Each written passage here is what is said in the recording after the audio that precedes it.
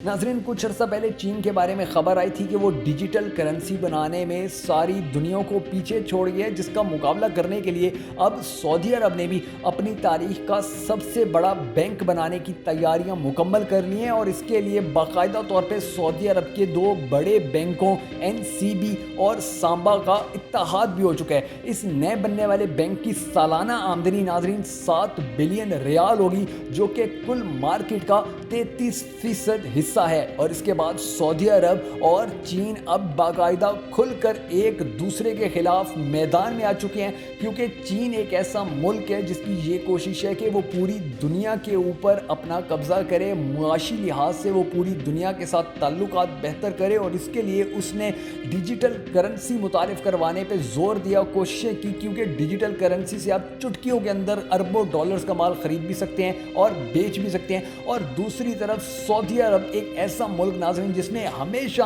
अपने तेल के जो कुएं हैं उनके सर के ऊपर अयाशी की, उनके सर के ऊपर इतनी तरक्की की। उनका एक तो तेल कम होता जा रहा है वक्त के साथ साथ, और दूसरा उन्होंने नाज़रीन कोई ऐसा प्लान नहीं बनाया हुआ था कि जिसके बाद कि अगर तेल ख़त्म हो जाता तो उस तेल के ख़त्म होने के बाद उनको फिर मुआशी तौर पर भी कोई चीज़ संभाल सकती या कोई मंसूबा संभाल सकता। उन्होंने अपनी आमदनी का ऐसा कोई ज़रिया नहीं बनाया। हाँ, एक हज वाला है, हज और उम्रे के लिहाज से उनकी आमदनी अच्छी खासी हो जाती है, लेकिन जितने ज़्यादा पैसे, जितनी ज़्यादा शोहरत और जितनी ज़्यादा सहूलियात के वो आदी हैं नाज़रीन, उसके लिए सऊदी अरब का जो आमदनी का आजकल हिस्सा जितना जा रहा है वो इंतहाई कम है। और तेल ख़त्म होने के साथ साथ ये मज़ीद कम तर होता चला जा रहा है। इसीलिए अब सऊदी अरब ने अपनी जो मार्केट वैल्यू है उसको बरकरार रखने के लिए, चीन का मुकाबला करने के लिए बैंक बनाने का ये जो ऐलान किया हुआ है, इसके बाद अब ये सोचें कि जब उसकी 33% जितनी भी मार्केट है उसका वो 33% हिस्सा जब किसी भी मुल्क के साथ कनेक्ट होगा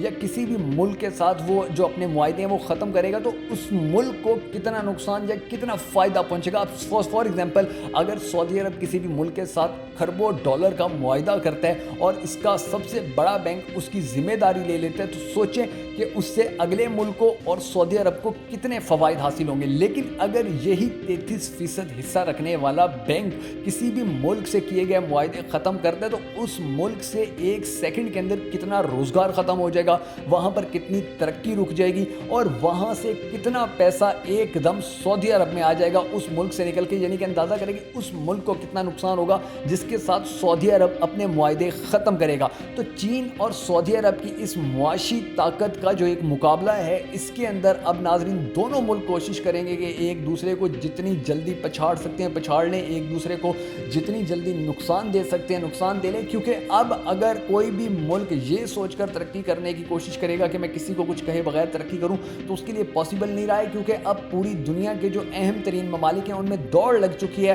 कि किसी को हराना पड़े, किसी को तबाह करना पड़े, किसी को नुकसान पहुंचाना पड़े, किसी का अमन तबाह करना पड़े, कुछ भी करना पड़े। अगर आपको तरक्की करनी है तो ये सब तरक्की करने के लिए आपको ये सब करना पड़ेगा और उसके लिए आपको खुली इजाज़त है। और यही अब सऊदी अरब भी कर रहा है, पाकिस्तान भी कर रहा है, तुर्की भी कर रहा है, हर वो मुल्क कर रहे हैं जो चाहता है कि वो तरक्की करे। तो इसके लिए एक दूसरे का मुल्कों को नुकसान पहुंचाना ये बहुत ज़रूरी है तरक्की के लिए। और सऊदी अरब और चीन ऐसे मुल्क हैं कि जो बहुत अहमियत के हामिल हैं, और अगर ये एक दूसरे के सामने इस तरह आ जाएंगे नाज़रीन, तो फिर दुनिया के अमन को कोई भी ताकत बाकी नहीं रख सकेगी। क्योंकि फिर एक तरफ मुसलमान जो हैं वो सारे सऊदी अरब के साथ खड़े हो जाएंगे, दूसरी तरफ जो चीन है उसकी इतनी ताकत है, तो दुनिया का अमन बरकरार फिर किसी सूरत भी नहीं रह सकेगा।